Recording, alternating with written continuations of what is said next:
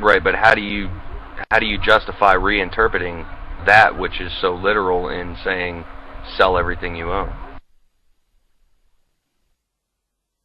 I don't understand rationally how you could come to any different conclusion or reinterpretation to that other than sell everything you own.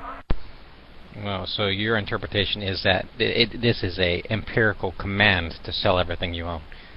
Where in this do you see a command? If you want to give me a while, I'll show you, but I mean, it's right there. I'm not interpreting anything. I'm just reading and, giving it to you. Well, I read where it says they were together. They had everything in common. Communism. They sold all their possessions and goods. I read where they did that. I don't read where it says that everybody must do that. I believe there's the verses that when Jesus was asked, how do I ascend to heaven, they were given pretty much the same answers by Jesus himself. Right. If you have take the lines before, okay? And fear came upon every soul, and many wonders and signs were done by the apostles.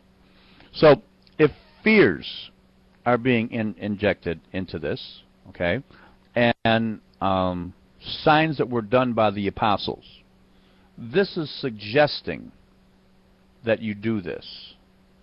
Whether or not you can say that is a command, well, I guess with adding the fear there, it's showing that fear came upon these people, so it's going to come upon you, or it should come upon you. You should fear. Okay? And that all that were believed were together had all things common, and sold their possessions and goods, and parted them to all men, and every man had as every man had need. This is very good because the Quran speaks of this as well. This is suggesting that no man have need. Okay?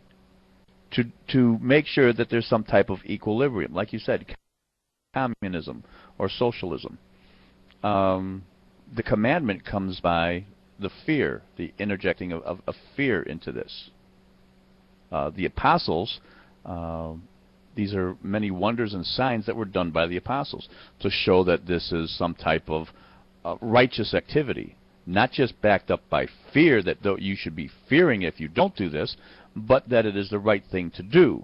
Again, this is part of the brainwashing, where you have a negative and a positive outcome for you to do something, to get this point across, that this is something that you have to do or should do.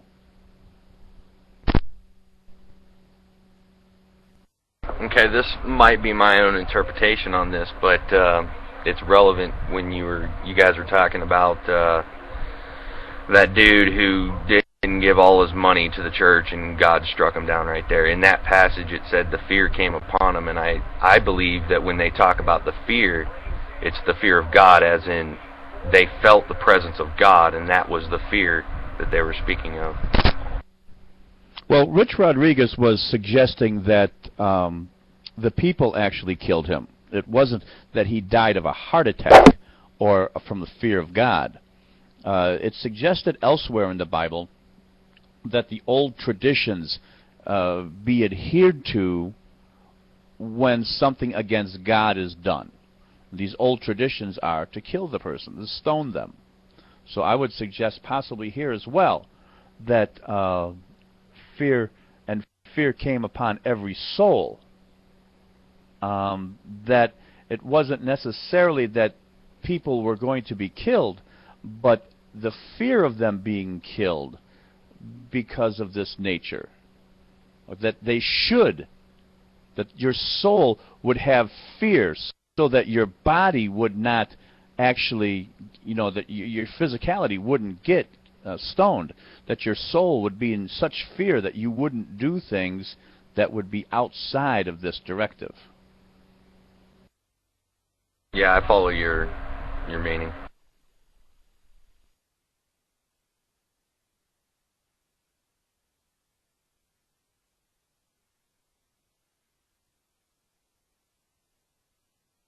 So one thing with the Bible, in order to people can interpret it, just by reading it, and you can, just like laugh at it. Like here at Skeptics, it's just, this is one of the laughable things. But he doesn't get the point. He doesn't put the point on the sidebar that connects this fear with death. And as you read more and more of the Bible, you can put these connections together.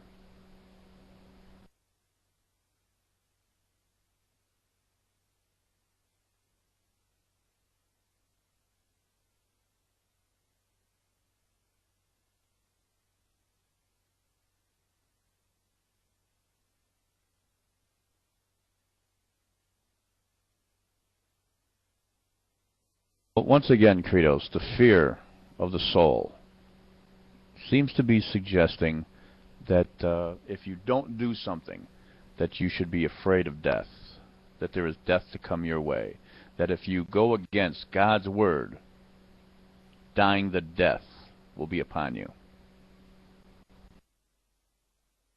Well, I hear you interpreting that way, atheist at large. I don't. Can I just call you Al? Would that be easier for me? Al, I hear you interpret it that way. Hey, Al. But I don't think that's there. I don't read it there. Maybe I just don't see that as well as you or whatnot. But I don't get from that taking passage into these command. Other passages, taking in and figuring out, finding out what these other passages mean. What is it, Mark or Matthew, where it talks about children dying the death? This is about the Pharisees. We had a big, go around with this, a month and a half ago or so, and it seems to fit. The Pharisees didn't want to be dying, okay, for every little thing, so they would try and hedge their bet or try and cheat a little bit.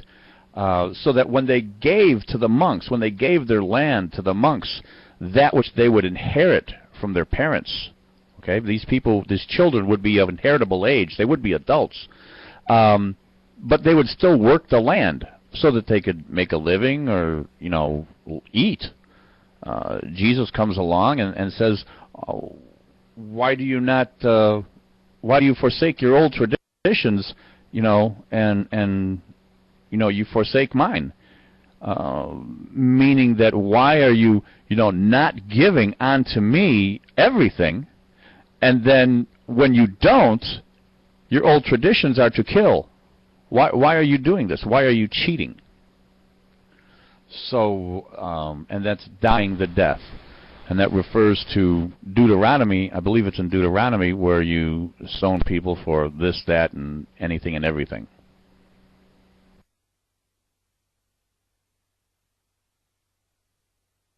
Roughly 4 or 5 passages that one connects to the other, and the connections you can find in Bible Gateway. Off to the sidebar there, they have the connections, what they would be referring to, and dying the death from Mark or Matthew. They give a link to Leviticus and Deuteronomy. Hey, I don't know what it is, and I'm not saying it's you personally, don't get me wrong, but I think over the years I've developed some kind of filter, so whenever I hear atheists talking about Bible verses, my mind glazes over, and I can't understand what they're saying. It's like they're speaking, but it doesn't make any sense to me. And it's kind of something to do with you as an individual. What I'm just saying is that I've heard so many bad interpretations of Bible verses over the years, I just tune it out. So, it's almost painful to hear atheists talk about Bible verses to me. Well, you need to realize that some of these atheists are much more studied in these Bible verses than you are. Take Rich Rodriguez and Rook Hawkins, for instance. I'm not going to be anywhere near that, and I probably haven't studied as much as you have. But that you are blinded, okay, to this is no mystery. Once again, this is the way the brain works. This is the way the indoctrination process of this type of I want to use something besides hypnotic, con artistry. This is how it's been developed over the years, and it's a fairly well written con in order to indoctrinate people into the con. If you study cons and try and look for those aspects in the Bible, you will see them. Now, is this just seeing similarities? Just like people want to perceive that, Popeye's in the clouds?